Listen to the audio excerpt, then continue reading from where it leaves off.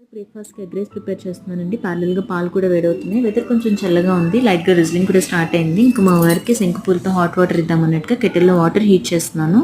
ఆయనకి వాటర్ ఇచ్చేసిన తర్వాత బాబుకి కూడా బ్రేక్ఫాస్ట్ పెట్టేసి స్కూల్కి పంపించేసాను. ఇప్పుడు వేద్వి నిద్ర లేపాలని ట్రై చేస్తే ఇంకొంచెం సేపు పడుకుంటాను మమ్మీ ప్లీజ్ అనేసి క్యూట్గా అడిగింది. తనంత క్యూట్గా అడిగితే లేపాలనిపించలేదు. ఇంకా లంచ్ ప్రిపరేషన్స్ అయితే స్టార్ట్ అయిపోయినాయి. లంచ్లోకి బీరకాయ కర్రీ పాలపూస వండుతున్నాను. అలాగే టమాటో రసం కూడా ప్రిపేర్ చేస్తున్నానండి. ప్యారలల్గా బ్రేక్ఫాస్ట్ అండ్ లంచ్ రెండు ప్యారలల్గా ప్రిపేర్ చేస్తున్నాను. వర్కింగ్ ఉమెన్స్కి టైంతో పాటు పరిగెట్టాలండి, ఆప్షన్ అయితే ఉండదు. నాకు షార్ప్ 11 కల్లా పని మొత్తం కంప్లీట్ చేసేసుకొని ఆఫీస్కి స్టార్ట్ అయిపోవాలి.